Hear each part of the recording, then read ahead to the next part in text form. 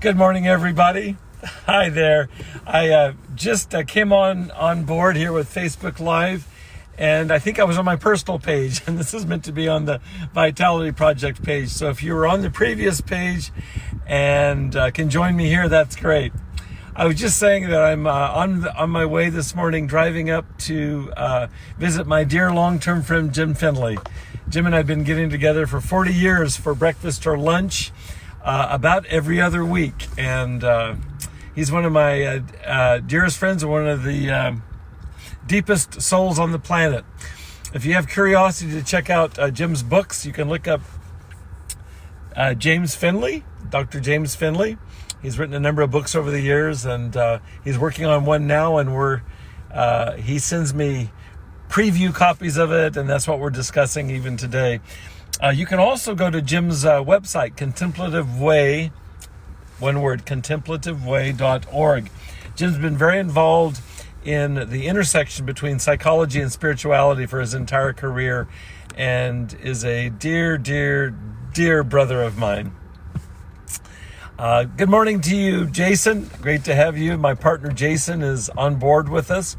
I wanted to share an experience and ask a question of those of you that are watching. I've only got about 10 or 15 minutes here, but let's dive in. A little bit less than a week ago, as many of you know, my daughter Amanda was out visiting from Texas, and we went last Sunday to see a concert locally here in Orange County at Soka University. It's a beautiful, beautiful university nestled up in the hills above Aliso Viejo in South Orange County. And we were there to see the Pacific Symphony, which is the local Orange County Symphony, perform two pieces by Mozart. One was a violin concerto and the other a flute concerto. The flute concerto was one of the favorite pieces of my mother's. She used to listen to that. It was one of the albums that she played constantly, and it was very moving to see the performance live. But this is what I wanted to share with you. The experience I had is I was sitting relaxing next to my daughter. We have seats that are front and center. I get these season tickets for these Sunday afternoon concerts at Soka University. So Amanda and I are sitting right down in front, right behind the conductor, Carl St. Clair. I'm totally into the music, and all of a sudden I remember something. And what I remember is, oh my gosh, a week from Tuesday, this will be last Sunday, so a week from that Tuesday, which is now this coming Tuesday, I'll be presenting with my partner Jason to the Men's Association for Addiction Treatment here in Orange County. And I hadn't worked on it. And as soon as that awareness came, I could just feel my gut contract like that. I wonder if you've experienced that, kind of like sailing along, la, la, la, things are wonderful, and all of a sudden something hits you and you realize, holy moly. And I want to tell you the experience. So my first thought was, oh boy, I've done a lot of presenting in my life. I've prepared a lot of classes in my life, and it takes work to do that. And when that hit me, it hit me like a train in the middle of Mozart. But I want to share with you the experience of what followed next. This is very curious to me. Is that I realized that I'm going to be very distracted for the rest of this concert. I'm sitting with a beautiful orchestra playing in one of the most beautiful locations imaginable in the Symphony Hall of Soka University. I'm sitting next to my daughter, who I love dearest on the planet, and I'm preoccupied. I'm in my head. Have you experienced that? In the most incredible circumstance, and you can't even be present. It reminds me of a poem by my favorite poet, the 13th century Persian poet Rumi. One of the titles of his poems is While in Baghdad, Dreaming of Cairo. These two glorious ancient cities, and that communicates a lot. There you are in Baghdad, the birthplace of Western civilization, and you're wishing you were in Cairo. Well, that's what I was doing. I was at Soka University, and I was fretting over Tuesday's presentation to the Men's Association for Addiction Treatment. And I didn't want that to win the day. So what I did is I just paused for a second, and I realized what I want to do when I meet with this group, and Jason and I'll be presenting together the work we've been doing for the last better part of a year now on the Vitality Project. What I want to do is I want to speak from my heart. I want to say what I know by heart. And what I know is my story and how much I care about the Vitality Project, how much I love working with Jason, how much I love working with our team of pilot testers. We've been actively at this pilot testing for the last month or more, working out the kinks, getting the mobile apps going, working with Ronnie and his team, and in terms of getting mobile apps for smartphones. All of this is incredibly gratifying. And I just thought to myself, Bob, just speak from your heart. And I have to tell you, as soon as I realized that this presentation, or the feature presentation that day, all of a sudden it just dropped in place, which I was just fine, which meant I could come back to Amanda and Mozart and the Pacific Symphony and Soka University. Can you relate to that? You worry about something, you get caught up in something, you get contracted, and then you just let go into it. What I plan to share with the group, the acronym is MAAT, M-A-A-T, Men's Association for Addiction Treatment. It meets every month here in Orange County, and it's the kind of shakers and movers in addiction treatment here in Orange County. It's sometimes owners, administrators, marketing directors, and I get the honor of presenting before them for the very first time. And so what's there not to be excited about that opportunity? There's a women's association, WAAT, for addiction treatment that also meets every month here in Orange County. And my wife, Colleen, is the secretary of that organization. In fact, I have presented for them in the past. And now I get a chance to speak to my brothers who work in recovery. And what I intend to share with them is my story. My story in brief, I share this briefly with every group that I lead in the treatment centers where I meet each week. My story is somewhat unusual and somewhat not unusual. I got addicted in midlife. Most of the clients I work with started much younger. I joke, I say, if you look up midlife crisis in Wikipedia, you'll find my picture waving at you. That's the way it happened for me. And I lost a lot in addiction. I lost my career in psychology. I lost my career as a university professor. Certainly lost my reputation, lost income, lost relationships, lost a lot. Nearly lost my sanity. And I wonder sometimes if I didn't nearly lose my life. And that part of my story, every person I work with who's in recovery from addiction, every person I work with knows that story. Every one of them has their version of that story. I want to pause for a second. I want to welcome Carlotta, Ashlyn, Mike, Brian. Thank all of you guys for joining us this morning. And so I don't feel like my story is that special. It's what happens in addiction. As we've talked here, addiction, as far as I'm concerned, is the devil. It steals our lives. It steals our careers. It steals our relationships. It steals our birthright. I think a piece of my story that, I know that I want to share this on Tuesday when I present to this group of addiction professionals, is that my background's in psychology. I was a clinical psychologist for several decades. I was a university professor for several decades, and though I lost all of those owing to addiction, I didn't lose the perspectives that I had gained in all the years of education and training and teaching and supervision and so on that I had both received and provided. And I'll tell you this, is that I've only ever looked at any work that I've done has always been from a holistic perspective. And I think shorthand for that would be body, mind, and spirit. For one thing, I was raised in a family that was very medical, and so the attention to the body, just biologically, medically, was just secondhand. That's just what you do. My dad was a physician. He was a psychiatrist. My mom was a nurse and a nursing professor. I've got two siblings that have been lifelong nurses. And my grandmother, my father's mother, was a nurse, come to think of it. And so the medical perspective dominated in my childhood growing up, maybe to a fault, but it certainly was strong.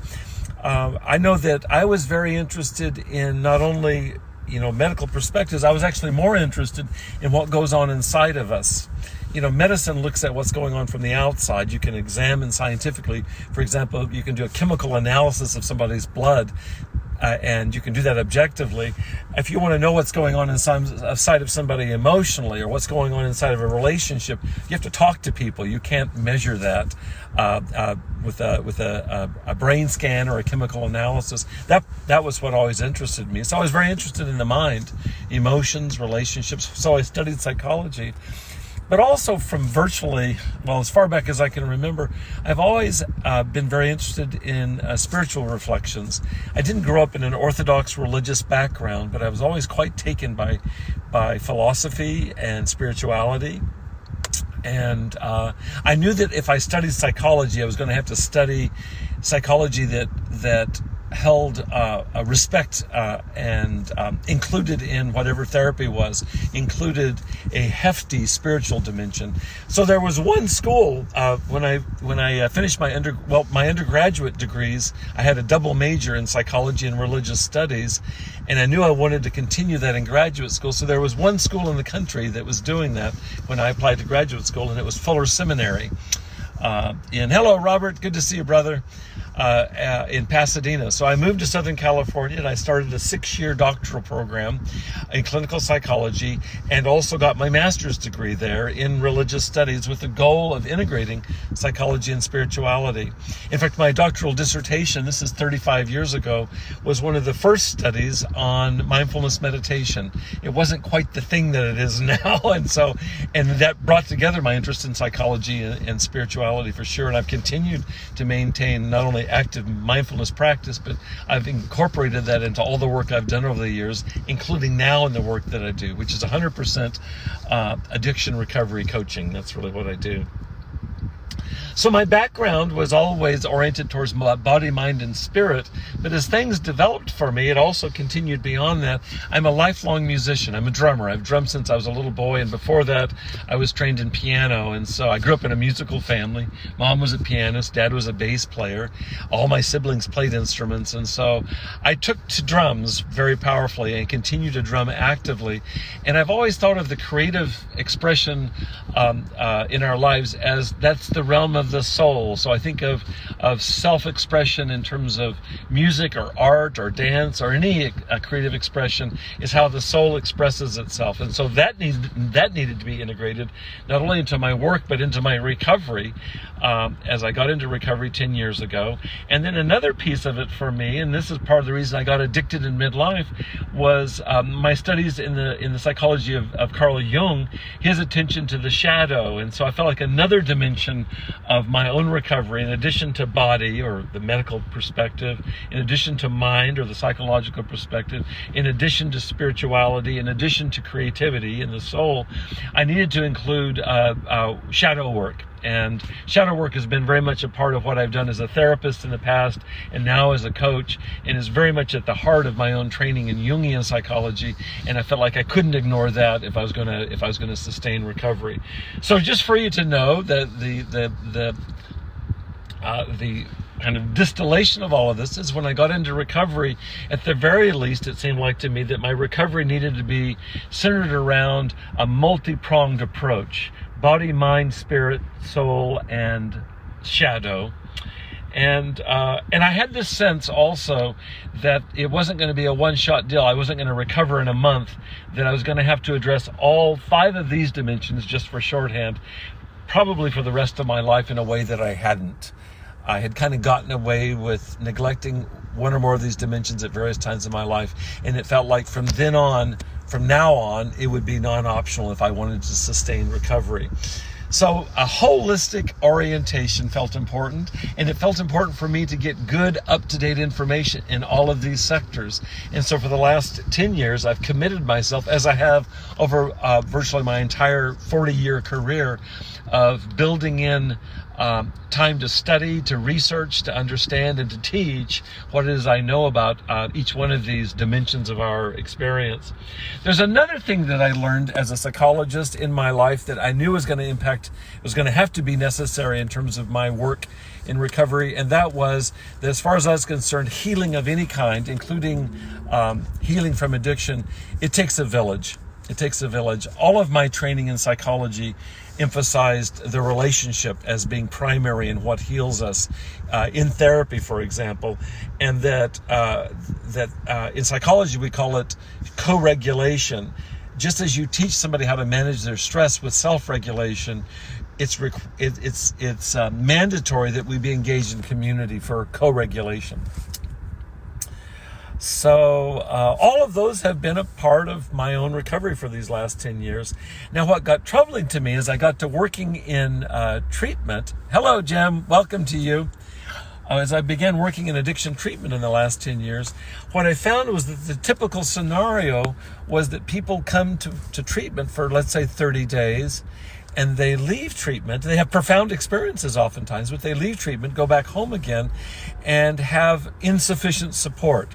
Certainly for most people, the recommendation is they get involved in a 12-step group. And I think that's fantastic. I said it takes a community. The problem with that is that for some people that's not sufficient. And I'll talk about some other limitations there. But the biggest problem for me is that the 12-step program focuses on addiction as a spiritual problem with a spiritual solution, and I couldn't agree more. It's just that the 12-step program was never set up to address the medical dimensions of addiction and recovery, nor the psychological dimensions of addiction and recovery, nor is it set up to address the shadow in the way that psychology approaches it. I think it addresses the shadow in the way that a spiritual approaches it, but I felt like there were limitations there, and I don't feel like that it's really set up to encourage creative self-expression. And so I've been involved myself in 12-step support as well as other self-help support groups and felt like they were really critical. But I felt like for many of the clients I worked with, especially those that left after a successful span of treatment and then relapsed, it just wasn't sufficient. And one of my thoughts about that isn't against the 12-step program. It's just not, it's not set up to be holistic in terms of the way that I think that recovery needs to be. It really focuses on the spiritual dimension, and it does provide interpersonal support, and that's a wonderful thing. That brings up a couple of other problems that have arisen. One is that I've worked with clients that they don't have the capacity to go to daily meetings, and so group support is inaccessible for them. I think of my daughter's generation, they don't really have time to drive an hour to go see a therapist for an hour, and then drive back an hour and go back to work. People can't afford to take off 3 hours a day to do that. And I'm talking about therapy. Well, imagine the same thing would be with support groups. For people that can afford to do that time-wise, wonderful. But for many people, they've got 2 jobs, they've got a family. Many of them have a difficult time with transportation because they've lost cars, they've lost the ability to drive, and so it's not practical, the accessibility of the support that's out there for them to see a therapist, for them to see a psychiatrist, for them to even go to regular groups. Another piece that I've really seen, hi Mike, or Mick, welcome to you Mick, I'm glad to have you with us. Another issue I've seen is just affordability. To see a therapist, to see a psychiatrist. Most of the clients I've worked with have lost jobs, they've lost insurance, they have to pay out of pocket for services, and they just flat out can't afford it. So that's kind of the lay of the land in terms of the problem. I'm going to wrap up here in a couple minutes. I want to shift gears for just a second. Some of you have read a book by Malcolm Gladwell. It's called Outliers, and if you haven't read it, I'll tell you one little key contribution he makes. It's actually been picked up culturally. It's almost viral. And that is, he says that success in any field takes a minimum of 10,000 hours and a fair bit of skill to be really successful. And I thought about this myself. I have, for 40 years, I've been working as a therapist, counselor, coach, about a minimum of 20 hours a week, including most of that leading groups. And so you can do the math on that. If 10,000 hours is 20 hours a week for 10 years, that's a lot. I've done that much drumming, for sure, in my lifetime. And I certainly have led way more than that number of hours of groups. And so one of the experiences I have, and this gets us back to the Vitality Project here, is that when I lead groups, something happens, and it should. I've probably led 40,000 hours of groups in my career. That's a lot. I've wondered, is there a way to address the problems I just talked about? Something happens in groups that I lead live, And I take partial credit for that owing to my experience. I also give credit to God or the universe or grace for whatever moves through me. But is there a way to replicate that for the clients that I work with, where that it could be accessible to them and affordable? And you know where this goes. It moves me to thinking, is there a way to replicate online what it is that most often happens live when I facilitate groups? And so that's what we're doing at the Vitality Project. It's a big fat experiment. We're trying to replicate online at least some part of what happens so dynamically live in the groups that I lead. Our attempt is to make it, first of all, accessible. Like I mentioned earlier, the Vitality Project is available on computers as well as mobile apps right now. I'm talking to you from an iPhone. It's available through iOS. It's also available through Android. And so we're providing services online for people that otherwise cannot access sufficient services to sustain their recovery. And I'm deeply committed to that. And the other piece is, can we please make this affordable? I know how much therapy costs. I've been a therapist most of my career, and I've actually been in therapy, and for a lot of that paid out of pocket. It's incredibly expensive. And so what would it be like to provide something that's not only accessible, but that's affordable? And so we've created a subscription, a monthly membership fee that provides for about 5 to 10 hours a week of direct services, from groups to daily video posts, to a buddy system, to an online discussion forum 24/7, all of that easily amounts to 5 or 10 hours a week of service. For the price, it's less than what you would pay to see a therapist for 1 hour a month. So I guess you can figure that out. 40 hours of services to a ratio of what it would cost to see a therapist, actually be an inexpensive therapist once a month. So we're trying to make this affordable, trying to make it accessible, and trying to address recovery support from as holistic a perspective as possible. I'll talk much more about this. I do talk more about this. I do daily video posts and blog posts already in the Vitality Project. I tell you what, Jason, my partner, has put a link there. Go online if you have an interest in this to check this out. If you're in your recovery yourself and want additional support, that's the wish here. I call it an experiment because no one's doing exactly what we're doing yet.